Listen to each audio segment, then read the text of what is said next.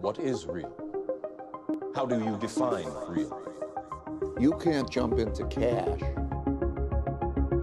Cash is trash. What do? You get out.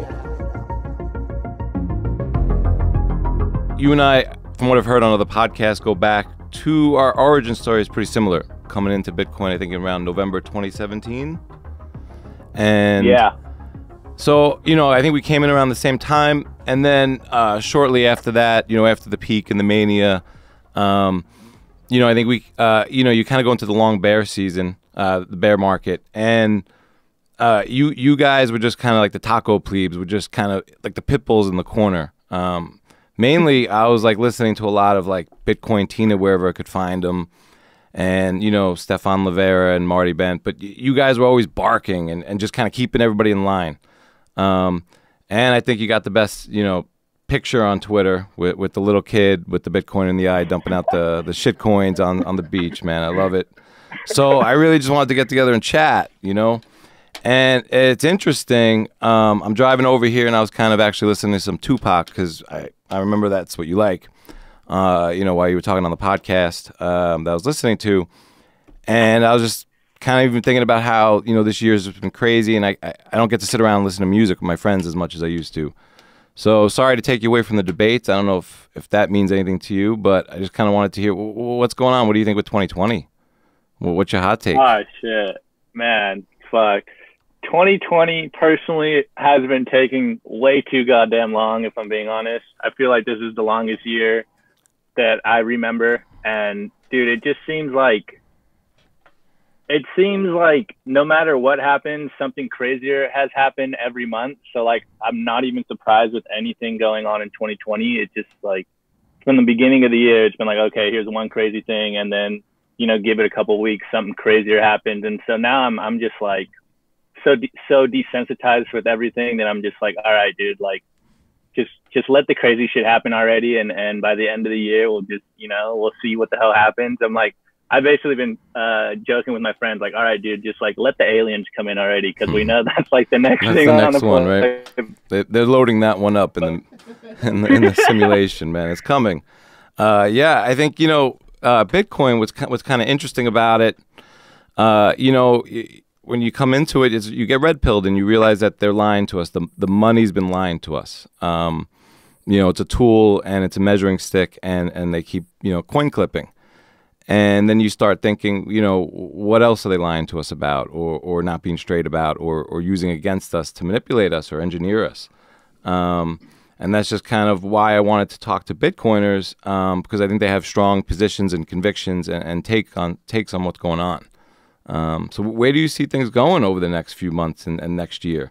Do you have a take on the election? Do you care at all? What about with the coronavirus thing? How you dealing with that? How are people handling that by you? Just kind of give us a little bit of what's going on with you over there and how you're taking everything in and where you think it's going to go. Yeah, man. Personally, I have no clue what's going to go down. Like, I'm just over here just, trying to eat the best I can, keep my mind, as free from nonsense as possible, and just, trying to stack as much sats as possible. But it's definitely looking crazy out here, like, just the division between people in, the different camps is pretty glaring in my opinion. There's a lot of misinformation and there's a lot of hate on both sides, and like it's hard to even get to the bottom of a simple truth with people because of everything that's happening. So it's definitely been, I guess, at times nerve-ending. Like, I'm not really too caught up in the elections. I was just watching the debate because more just on like good comedy. It's just like, it was just hilarious. And so I just like couldn't miss it more as like a comedy special. But other than that, I'm just over here just trying to do the best I can and spread the sound money gospel to people and just be there telling people like, man, like, I know we're getting very polarized, but like, fix the money, fix the world. And so just kind of focus on yourself as much as possible, and don't get caught up in all the mind games going on right now. And so I'm just trying to work on my Bitcoin Zen over here, just like control what I can and live the best that I can, and things will take care of themselves as far as I'm concerned. Right on. What is your your Bitcoin story for people who aren't as familiar with it as I am?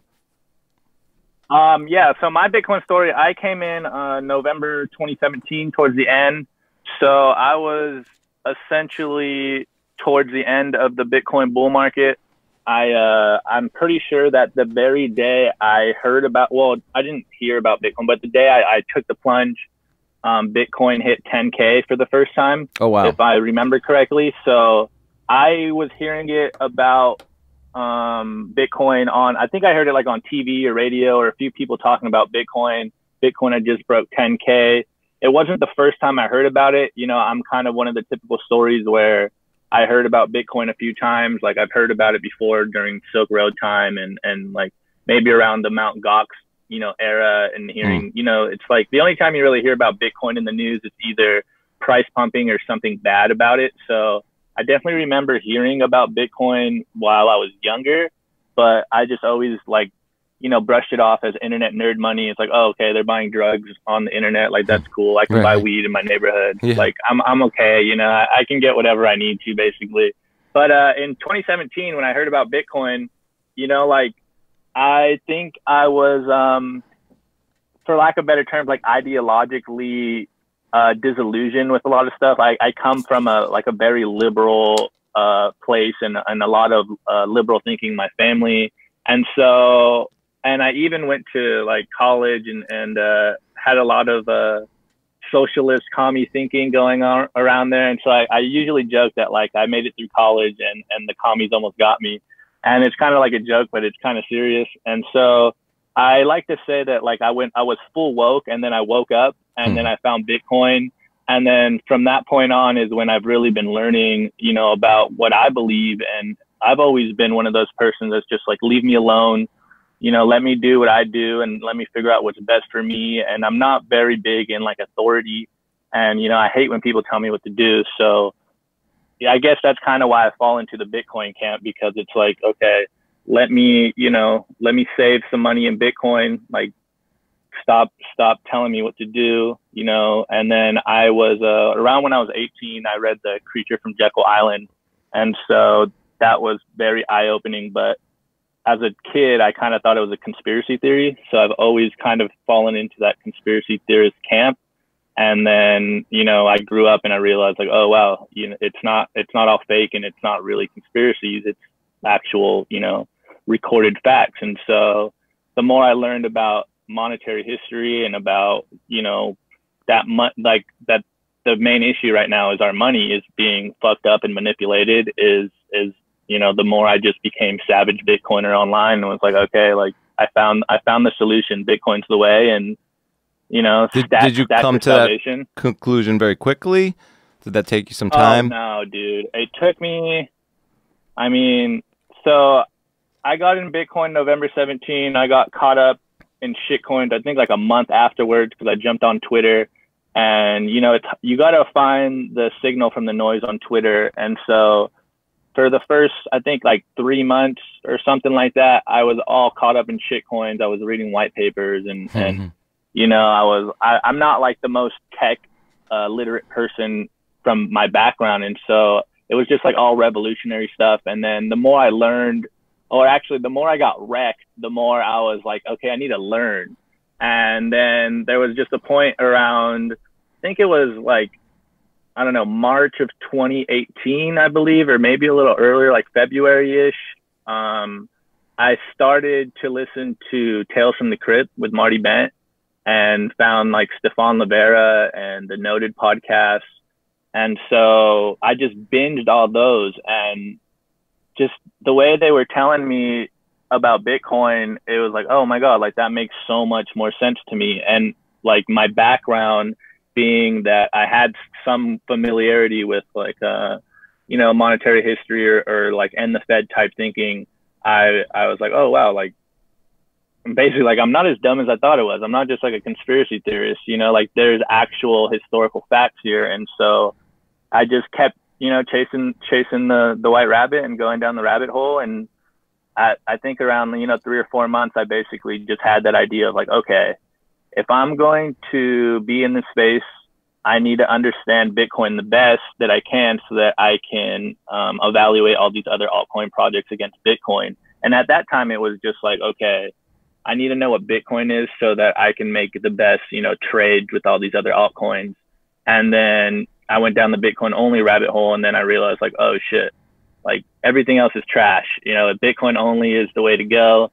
And ever since that moment, as my co-host always says, Nick Can't Mine, he's like, ever since I went Bitcoin only, I've slept like a baby. And so it's just been a journey. Once I think the real learning happens once you make that commitment of being just Bitcoin only, and then you go down that rabbit hole and you're like, oh, okay, you know, like this is the solution. This is, you know, how we can fix the world that we're living in right now.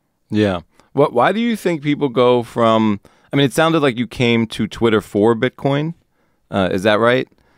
Yeah, I never was on Twitter, and I just, you know, I heard the conversation for Bitcoin was on Twitter, and yeah, I made a Twitter account. Yeah, and I agree. The best Bitcoin information is definitely on Twitter. And then I think now you have like over 27,000 tweets, and I think they're all Bitcoin.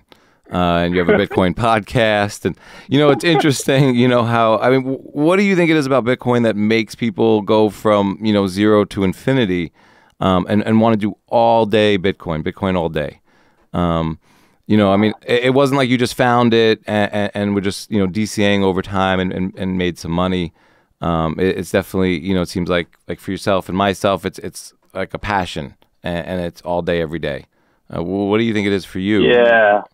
I mean, I don't know. It's like it definitely doesn't happen like overnight, you know. Overnight, you're not like, okay, I'm a fucking toxic Bitcoiner, you know, I'm a toxic Bitcoin pleb, like, fuck with me. It's like a slow evolution, like, you know, block by block, it just like starts assimilating to your DNA, and you just like, I don't know, it's like a mind virus, dude. You just like, it just takes over everything in your thoughts, and you just always go back to Bitcoin. You're like, like, oh, have I told you about Bitcoin, sir? Like, you know, understand that Bitcoin is the solution. And so I honestly don't even know. It just like, it's so inspiring, the future potential, what Bitcoin can bring to the world, that I just get caught up in it. And I just, you know, it's like, I've always been someone that wants to help people around me, but also help myself. And so I think that Bitcoin is that solution. And you know, the more, if I have this solution, then I want the people around me to understand this solution. And so I guess you just turn into a zealot and evangelist, and all I can ever talk about is Bitcoin. And so I honestly don't even know. I'd have to think about that more, because it does do that to you. Bitcoin has a way of just like taking over your mind. It's like, I heard it the other day. It was like, people don't have ideas, like ideas have people. And so it's, I don't know. Bitcoin is just the best idea out there. And, you know, the memes and everything, it's just like, it's hard not to have fun over here, and, you know, shit posting on the internet with all the Bitcoiners and just having a good time. Yeah. Has anyone in your real life got as excited about as you? Have you been able to convert anyone? Not as diehard as I am. I definitely have a few like friends and some family members that stack a little Bitcoin here and there. They, like, some of my close friends, I'll go on these Bitcoin rants, and so a few of them are off zero. I know a couple of people that I know stack occasionally, but no one is just like a consistent DCA person that's, you know, buying Bitcoin weekly or daily or anything like that. They just buy occasionally. And so short answer is no, but right. I'm trying. I think that's why, you know, not only does it take over our mind, but we spend all this time on Twitter and online and on these podcasts, because no one in our real life is really down with it. So it kind of drives us online, I guess, a bit to find each other. What is a Taco Pleb Bitcoiner? You and I came in around the same time, and then all of a sudden there's Taco Plebs everywhere, and I don't self-identify as one, but I'm not sure why I would. What is a Taco Pleb? Well, I mean, when I think of like a Bitcoin Taco Pleb, I think of a small group of Bitcoiners that just found each other during the bear market, and we're just livid, diehard Bitcoiners, stack sats, I guess Bitcoin maximalists as people would call it, and we just we don't put up with shit coinery. We're down for the cause. We basically have committed our lives to stacking and spreading the sound money gospel, but I think Bitcoin Plebs has it's kind of turned into something to identify with. So, Bitcoin Pleb is just like the everyday man, just the average person that is into Bitcoin and sees Bitcoin the solution to our societal issues. But, there's definitely a small group of people that I consider Taco Plebs that have been there since the beginning, and we're just buddies, dude. We're just guys that hung out in a Telegram group, and actually it's not all guys, there's a few girls, but we just hang out in Telegram and we just talk shit and we meme each other, and we all understand Bitcoin to a certain extent, and that's just we have fun, and that's what we do, and we ride with each other. But I think Bitcoin Plebs has become like more of a movement now, I guess, than just like a small group of toxic assholes on the internet. What is the movement? Is it about like kind of like grinding? That's what I kind of get out of it. But yeah, I guess grinding.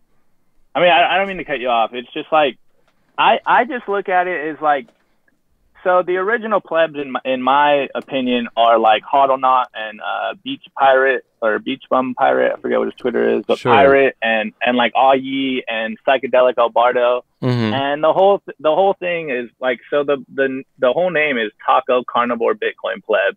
And it's just a play. It was just a play on the like the carnivore Bitcoin influencer, and so the Taco Pleb is just like the anti-influencer. Like we're not thinking about our reputations. We're not here to play a certain game in Bitcoin. We're just here to stack sats and enjoy ourselves and like spread the solution that is Bitcoin and tell people that they can opt out of this fiat slavery by owning Bitcoin, but they just kind of have to, be a little diehard about it. They got to hodl these Bitcoins for like hodl for glory, as my friend Bitcoin always says. Right. Were you a part of the Lightning pledge chain?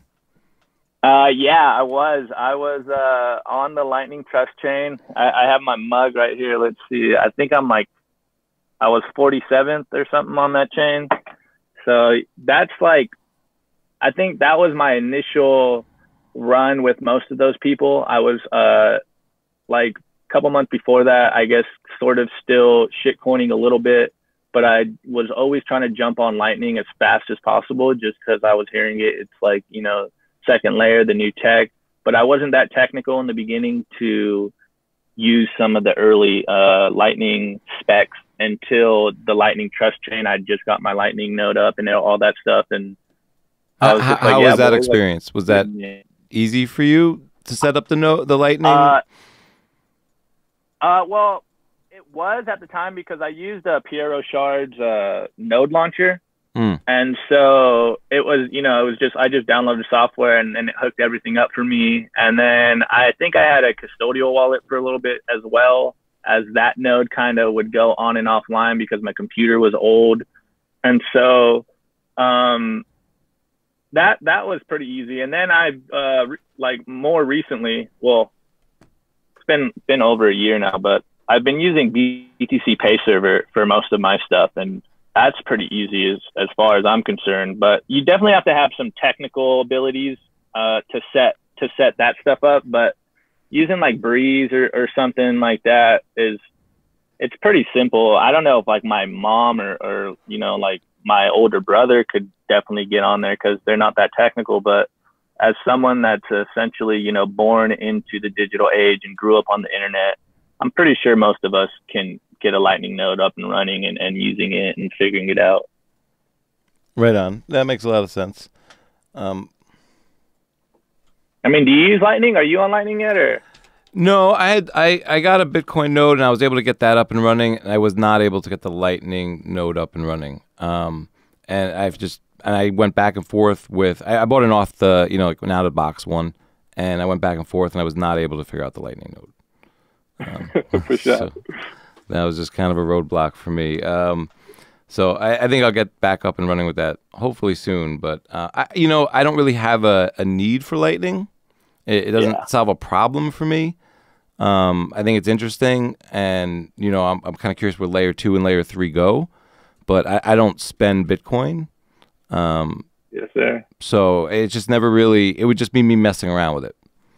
So I feel that. I tried to get it up and running, and I couldn't. But so I was curious how long it took you, and what what the process was. And I did hear that Pierre was on the show, and his node launcher I heard is easy, but I wasn't using that program. Yeah, I don't even think the node launcher is still going up to date anymore, or maybe it is, and I just don't use it anymore. But yeah, it's like I think it took me definitely like a few weeks to get up to par with Lightning, but now it's just like second nature. It's just like I got my node up and running. I use Zeus when I want to, and I just what kind of functional use do you get out of your Lightning node? I mean, mainly I just kind of have one sitting there. I kind of look at it like on chain is like my savings account, and then my little Lightning node, I only have a couple million sats on there, and that's like my checking, and I don't really buy too much stuff with it, but I just kind of have a few channels sitting up and just waiting for these fee spikes. And if I want to send some sats to friends in Telegram or stuff like that, or buy a zine from Citadel 21, or I bought a few shirts and stuff, just like just like petty cash to spend. But I kind of just have them sitting there, so if we get some crazy fee spikes, then I can move some Bitcoin around. But it's really just kind of just sitting there to say that I can have it right on demand. That's kind of where I was going with it, and then once I kind of hit that dead end, I gave up. So did you get to go to BitBoom Block? I think that's what I heard you talking about, and I was curious. Yeah, dude. So you got to meet some of these people, these plebs in real life. It's not often I get to be in real life with other Bitcoiners. Did you guys have a blast? I'm assuming. Yeah, dude. So first off, I definitely recommend everyone going to BitBlock Boom next year. That it was super tight, super cool event, super down to earth, meeting all these Bitcoiners, but also just like the vibe being around so many Bitcoiners that are diehard Bitcoiners like you. It's a feeling like I've never been around, and then meeting all my internet friends, for the first time, but it not being weird, like you meet some people and you're like, oh yeah, okay, like he's kind of a weirdo in real life, but most of them are fucking dope, like Ronan Node, Hodling Cucumber, Joe Rogers, met American Hodl, met Surfer Jim, Ben the Carman.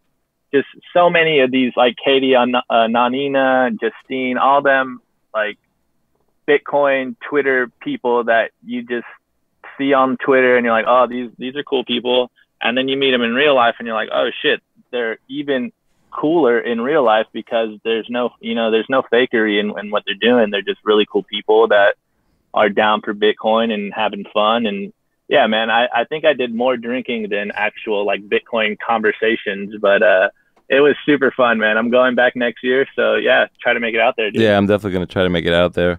How do you think Bitcoin has changed you outside of Bitcoin? Well, shit, dude, a lot. I would say that I've changed a whole lot. Like, the meme, you don't change Bitcoin, Bitcoin changes you. Yeah. And I mean, before Bitcoin, I never had much of a savings. I was definitely leaning a little more like liberal.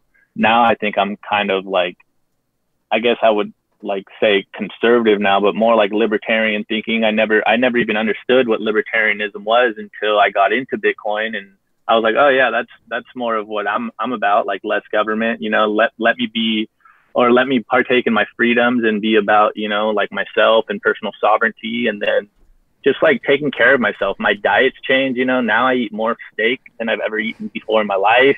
You know, like I'm a little probably more outspoken than I ever was, and I've always been the eccentric person within my friends. So now I probably get into a little more heated debates and stuff like that, and just everything, man. Like before Bitcoin, I never had guns, and now I have guns, and I'm like, yeah, like this is a good place to be, man. Like I fucking love it.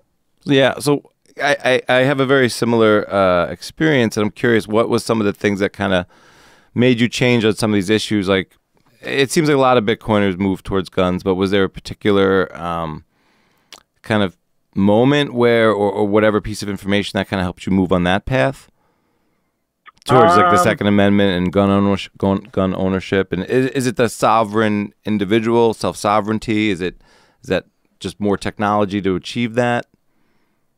I think it's kind of like a mixture between like self-sovereignty and then just like personal protection. It's like, I think I always fell into the camp of like, oh, only police need guns, you know, like I don't really need a gun. And then, you know, you start to realize that, okay, now I'm basically leaving the state to be my nanny, and they're going to protect me. And then you go into the personal sovereignty route, and you're like, oh shit, you know, like I could probably die before any, you know, police officer comes to my house. So I should at least have some kind of protection to protect myself. And then furthermore, just, you know, having Bitcoin, even if it's a small amount, you're like, man, I have to secure these sats, because if Bitcoin does what I think it's going to do, it's like this little, you know, this little stack of Bitcoin might be something worth protecting into the future. And so it was kind of that. And then also just like the beginning of the year, all this like COVID crackdown and rioting and all that stuff, it was more of a sense of urgency. Like, oh shit, like I feel naked as fuck right now. I need to, you know, like be able to protect myself, and at least, if anything, be able to get away, you know, and like guns help you do that. Yeah, I mean, I think for me it was the $5 wrench attack that you always hear about, and you contemplate that situation. Do you think people outside of Bitcoin are moving more towards the, you know, gun rights and Second Amendment because of what's everything going on since the beginning of the year, like you talked about? I mean, I don't know in particular if it's like towards the Second Amendment, because I still hear people that basically look at the Second Amendment as just like the right to, you know, bear guns to go hunting, versus, you know, the idea of like a well-armed militia. So I'm not sure, particularly within all my friends group, that they have that idea of a Second Amendment.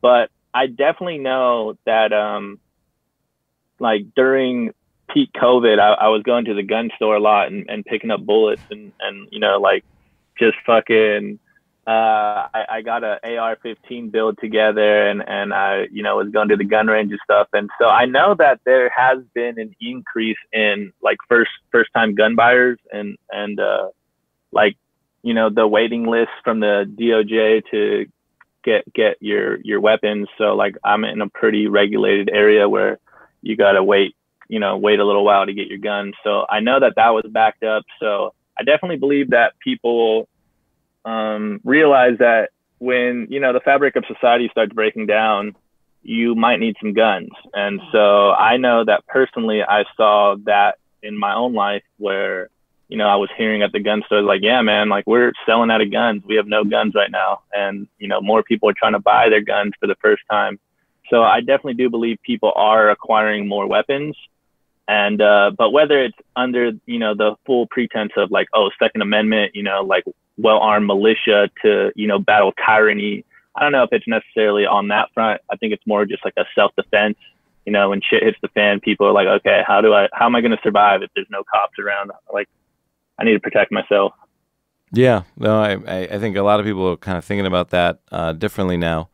I think it really goes back to what you were saying about the cops and how the cops really they're not going to protect you. They're just going to be there to respond.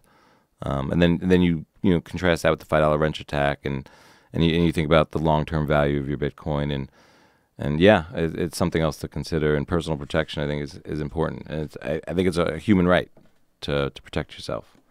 I agree. But, I definitely, my thinking on that has really changed over the years. I was kind of, very liberal growing up and believed in, I guess, gun control. And I still, struggle with the idea that, my personal threat vector doesn't really necessitate a gun. But I do believe in everyone's right to own a gun or make a decision for themselves.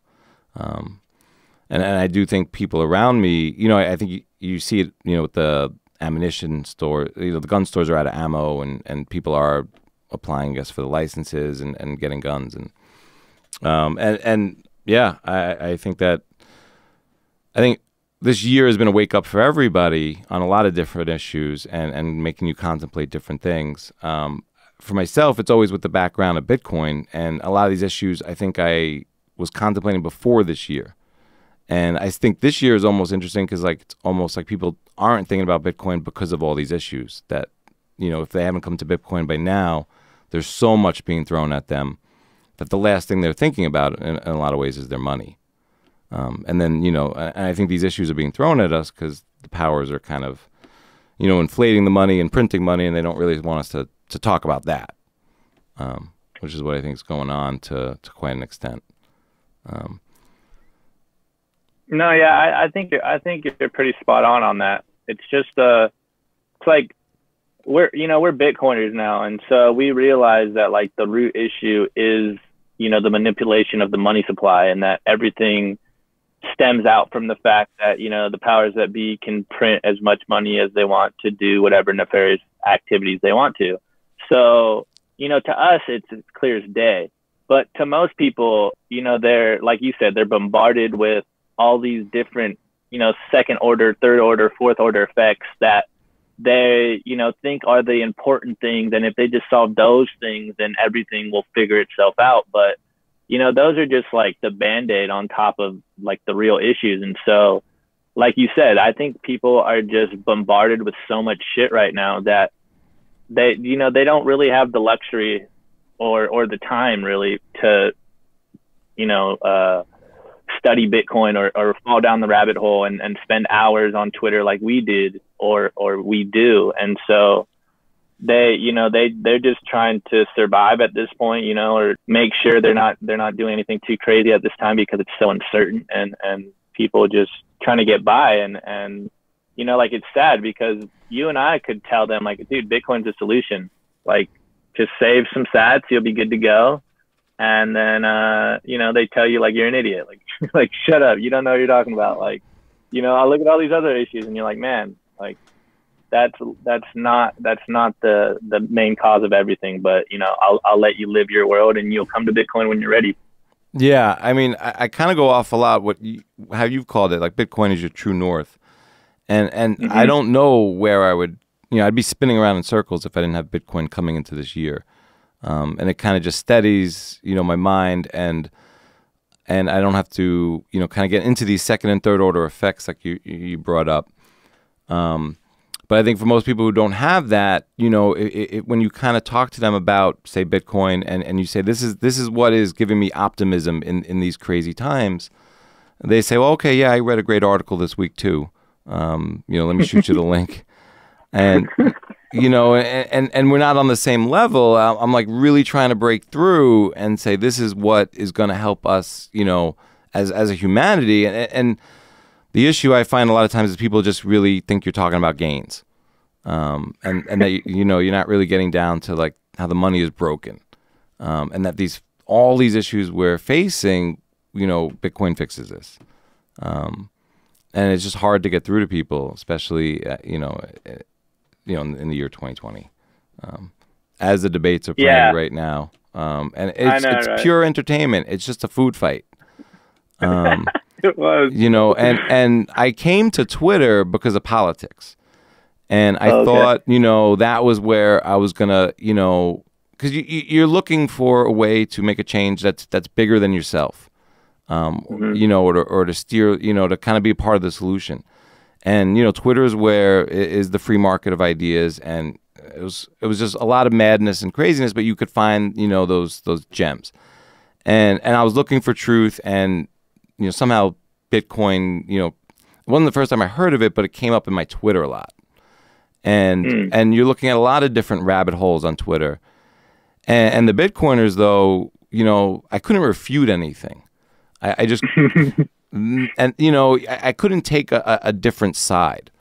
Whereas on these other issues, social, cultural issues, political issues, you know, there's a lot of merit on both sides and a lot of nuance. And I think because of the food fight, you know, no one's meeting in the middle. But Bitcoin it fixes that too. And that's just been probably the most frustrating part of this year, is just not being able to get through to people in I think the most important times of I don't want to say our lives, I don't want to be cliche, but you know, I feel like this year's a little heavier than last year.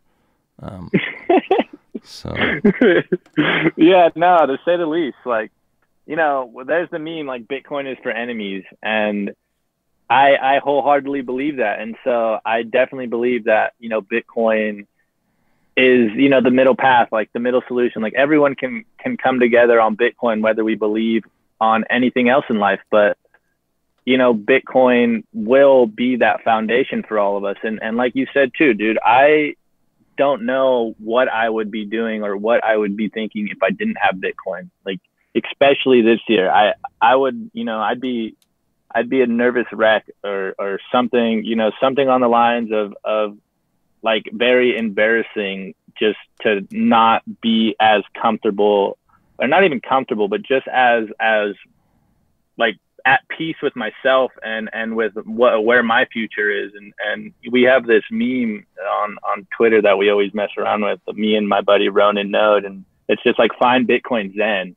And it's like you said, you know, Bitcoin's true north, man. And there's something about Bitcoin when you become, you know, a maximalist, or you realize that Bitcoin is the way, Bitcoin is the solution to, you know, fix the money, fix the world type of stuff, that you just start to zen out. You're just like, okay, man, you know, let me control what I can control in my life, and, you know, let everything else play out on themselves, and not worry about other people, and just like fix myself first, and then keep it moving. What's the quote? Like, when I was younger, I tried to fix the world, but now I'm wise, and so I fixed myself, or something like that. Yeah, there's like a quote that goes along that lines. Yeah, along those lines.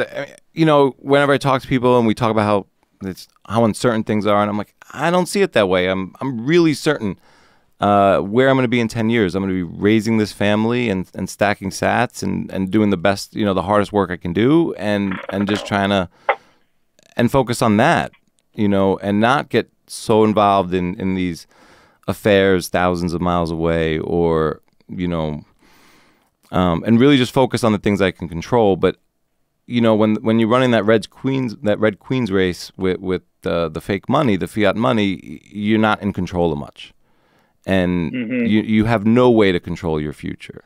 So you really just, that's why you live for today, because it's the only thing you can be certain of.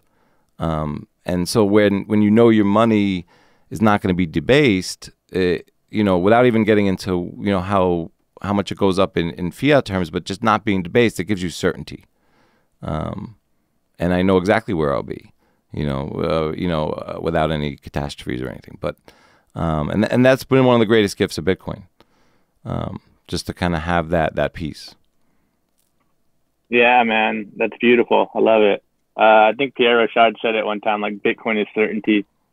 Right. You know, it's like, I don't know where I'll be in 10 years, but I sure as hell know I'll be stacking sats as long as blocks keep coming in. So I think I'll be good to go. Awesome. I want to hear about Bitcoin Kindergarten, the live Q&A show. You guys have been doing it for a few months now, right? You and Nick?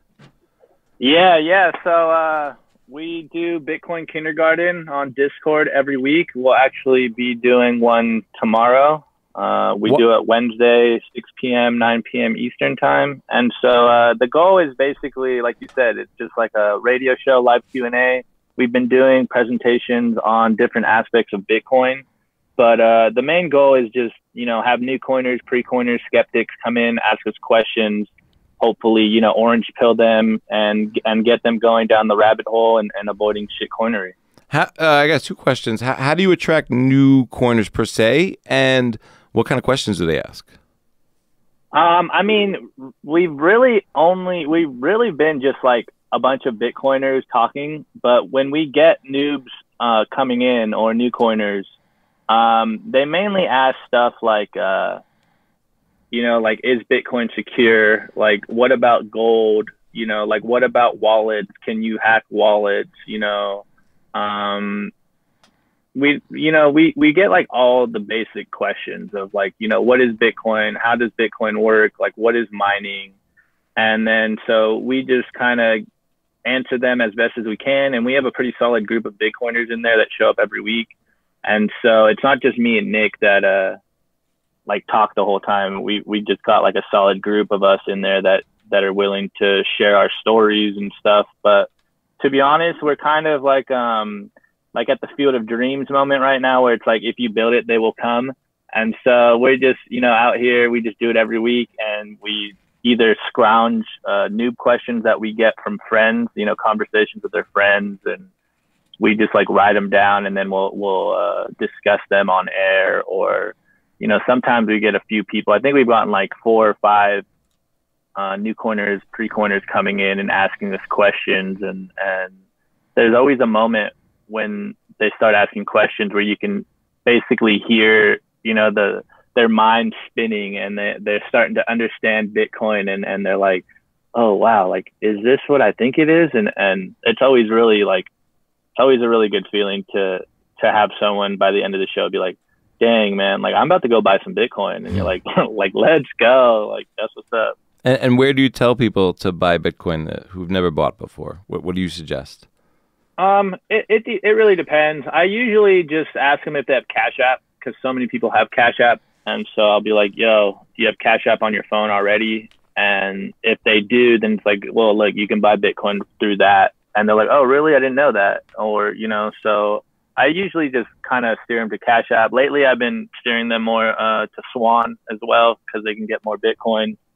And so, but that's if they're in the States. If they're out of the States, then I kind of have to, ask them, or tell them various different, you know, methods to get Bitcoin. If they're a little more technical, if they have you been following the latest flare up? Which one? Oh, with Corey from Swan and Plan B. Yeah, I mean, I've kind of been trying to stay out of it. I saw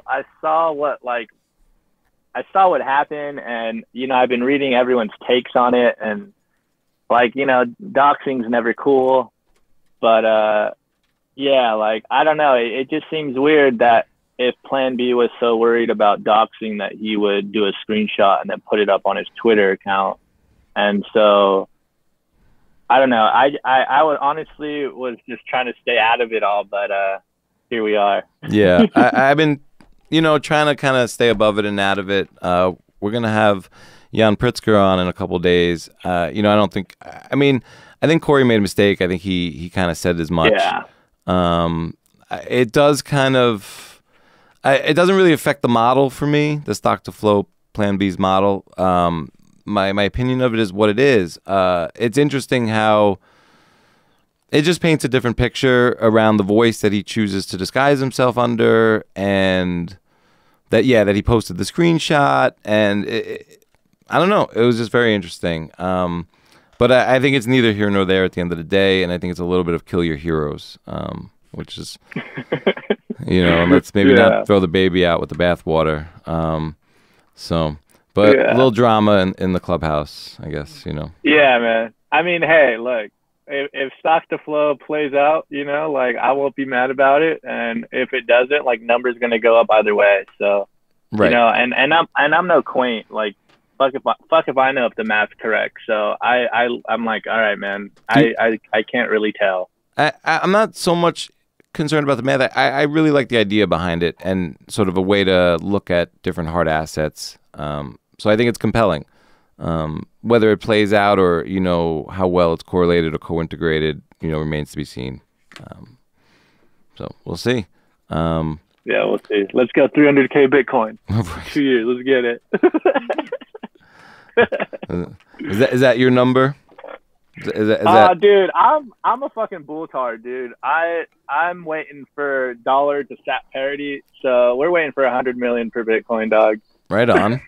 I'm in the same boat. I try to stay away from price and predictions and getting too amped and just kind of enjoy the ride and just stack the sats. But yeah, we'll see. I think Plan B is calling for like 288K next year in one of his models. Yeah, I think that's the model. So I think that's maybe where you got the 300 number from. But yeah, well, we're gonna overshoot it, right? Like my favorite argument for breaking the stock to flow model isn't that it's going to be too low of a price, is that we're going to overshoot the price. Right. And so I'm that kind of bulltard where it's just like, all right, dude, like we're going to break the model just to the upside. Like, yeah, see that was interesting. I don't know if Corey was like trying to get at like the long scam of he's going to sell something besides Bitcoin or something Bitcoin related, or you know, because it seemed like he was upset with some of the hopium and the selling of hopium. So I guess it's neither here nor there if you're misrepresenting yourself, but at the same time it is a little different between the two. And I think, you know, for me it's the hopium that I'm trying to get away from, especially as I talk to people who aren't into Bitcoin. Because I think when you get into gains and things, I think especially going forward and I think there's gonna be a melt up. You know, I mean, you're gonna get gains everywhere. And I think that's kind of like the boiling of the frog, because a lot of people in the market might go up 10, 20, 25%, and they won't notice that around them Bitcoin's going up, say, 100 or 1,000 or 10,000%. But I try not to bring people to Bitcoin. I'm talking offline, not on the show, but I try not to bring it, you know, through hopium and just kind of talking about like investments, but more about savings and thinking about themselves and their future, which is, it's a hard sell. At the same time, you know, I feel like if we talk about the gains and the number go up and how exciting it is, then I feel like I'm just shilling my bags. Well, yeah, man, I'm definitely guilty of both. Cause like, I'm just talking my personal experience, and you know, like savings isn't that sexy. You know, like you can tell someone to save, you know, like save your paycheck, dude. And they're like, man, fuck that. Like I'm trying to buy shit, you know, like I'm trying to live, dog. And so, you know, like savings isn't that sexy, but I think like Bitcoin made, you know, like Justin Timberlake, like Bitcoin's bringing sexy back, you know what I mean? Like savings, making it like, it makes it cool. But personally, just my story is like, I got in because of the number go up. And so now that I believe that number will go up, like dude, I chill it all the time. Like, guys, like you either want to lose money via inflation or hoard a hard asset that is going to appreciate over time. You know, like number go up is a phenomenon that we just like can't fully explain yet, but it's been happening over the last 11 years. And I think it's going to continue to go up. So, like, yeah, I mean, I definitely shill my bags, but I always tell them, I'm like, dude, like I'm shilling my bags. And they're like, oh, so you're shilling me Bitcoin so you can get rich. And I'm like, well, yes and no. Like, I want you to get rich with me, but like, you don't have to buy it. Like, make your choice. Yeah. I always think that, you know, if I'm talking and I'm shilling and I'm just going hard, then they're going to buy at the end of a nice little run. And then it's going to go down within 3, 4, 5 days or 2 weeks, 3 weeks. And they're going to be weak hands. And I'm trying to create strong hands, but you know, I mean, you kind of have to have skin in the game. You have to buy a little, just to even feel it, hold it, whatever. But it's hard to even. Sometimes I'll just buy $10 worth, and people it's just like they're looking at an alien. Yeah, man. So. Yeah, I agree. I can barely get my friends to buy even like $1 worth, let alone like $10, $20, $100. But you know, back to like the price dips, it's like it's kind of just like a part of the game, like baptism through fire. Yeah, well, everyone's gonna get wrecked, I guess. Maybe even without playing shit coins, just holding fiat. That's life, without a doubt. Yeah, man, this was awesome. I really appreciate it. Where can people find you? I know we went over in the beginning, but you know, can you just go over like everywhere people can find you? Yeah, I mean, mainly you can just find me on Twitter. My tag is at MyLivinTruth, so it's MY_LIVIN_truth. And I'm mainly if you want to catch me, I'm just there talking shit, or come join us on our Discord. You can follow at BTC Kindergarten on Twitter. That's our Bitcoin show. So if you want to show up or just watch archives, you can go to YouTube. We're on Anchor, is our podcast. And but mainly, man, if you want to talk, just come on Twitter. And I don't even remember if my DMs are open, but if you don't hit me with some some stupid shit in the DMs, then I'm pretty sure I'll respond. That's awesome. Your DMs are definitely open. That's how I got in touch. Yeah, I mean, dude, you kind of got me shook, because I remember you as Della Hoddle, and then you like switch your name and everything, and the next day I'm like, man, who is this? I'm like, oh shit, it's Della Hoddle. Like, what's up, dude? So yeah, man, like I was De La Said, and then when you went with the baby picture, or I noticed your baby picture, I changed to a baby picture, and then I and then Hoddle, was like everyone was changing Hoddle, and then when I launched the show and I was like DMing guests, like I just changed back to my real name and my real picture, so that I think people will feel more comfortable coming on the show. But that literally happened in the week that we were DMing about it. Yeah, no, man. Hey, do you? I fucks with whatever you're trying to do, man. I'm here. Let's push Bitcoin as best as we can. Like, I know. I mean, I'm considered like a Bitcoin anon, so I know that many people won't just like listen to a random avatar dude on Twitter. So we definitely need some faces and real names out there. So I'm backing what you're doing. Thanks, man. I really appreciate it. This has been really awesome. Well, man, I'm glad to be out here. I'm just a Bitcoin pleb, dude. I'm just a person that is into Bitcoin and talks about Bitcoin on Twitter. See, I think so. Talking the bull game. Well, do you outgrow being a pleb? Are you gonna be too rich one day? What? Are you gonna be too rich to be a plebe? I go back and forth between plebe and pleb. Nah, dude. Like, I know.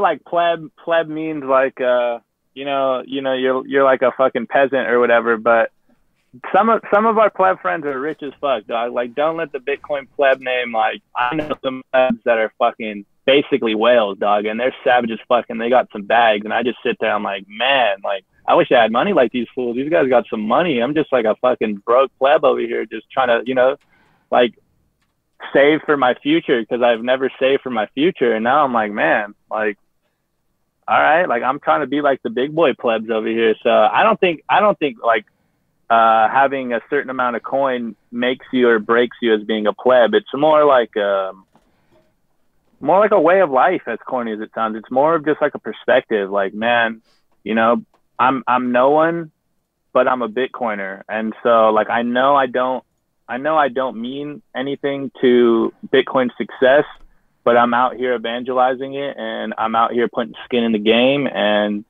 like, I'm just having fun shit posting with my friends. Yeah, I get the mentality of like, I'm no one, because I don't think I'm someone, but like, I can't go around saying I'm no one. So like, I couldn't do like, I'm like, nah, I'm somebody. Like when they were talking about like essential first responders, I turned to my whole family. We're essential humans, all of us.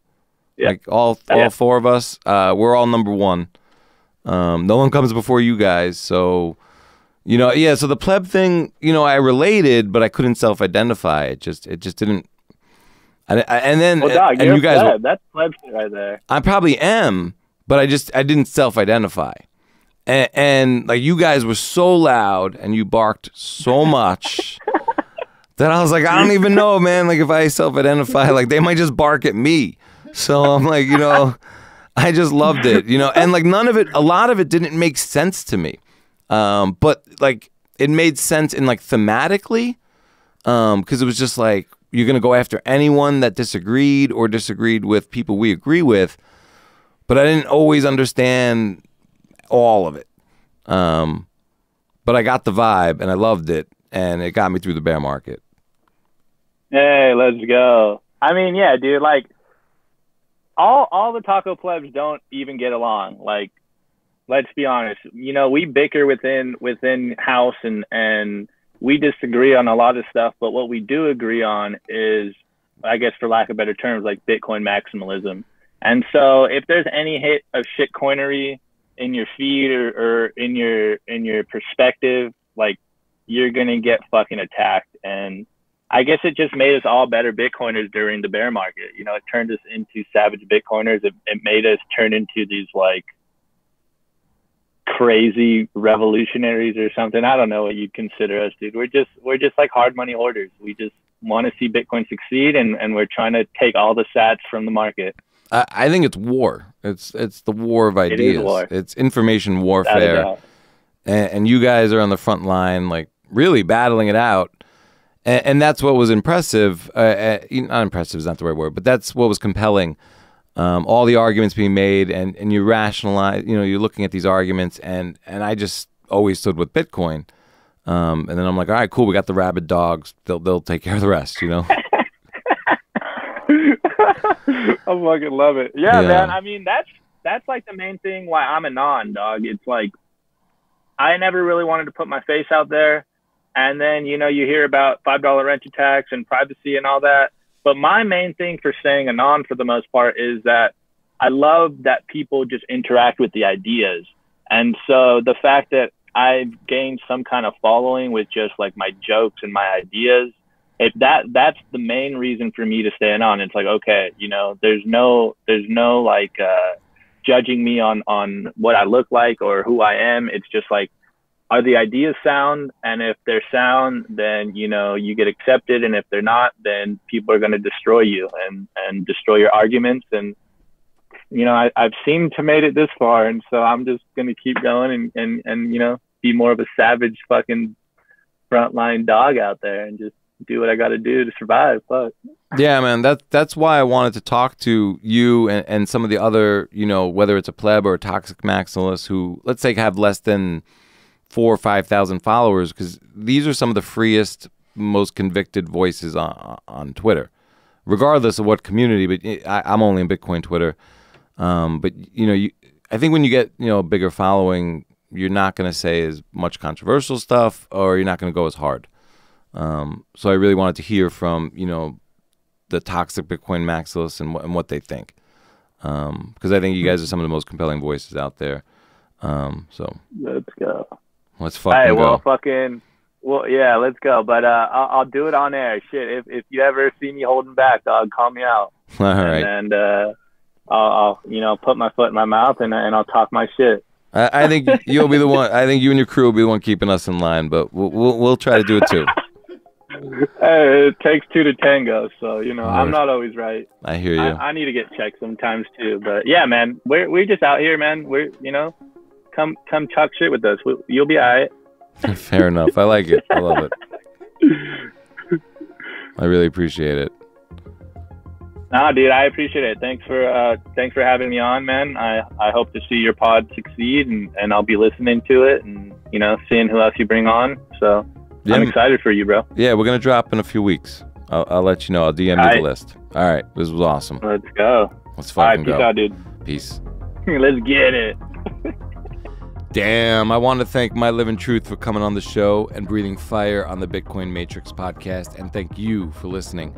If you dug the show, please vote with your thumbs and leave a dope review. That's the best way to spread the word. This is Cedric. Peace.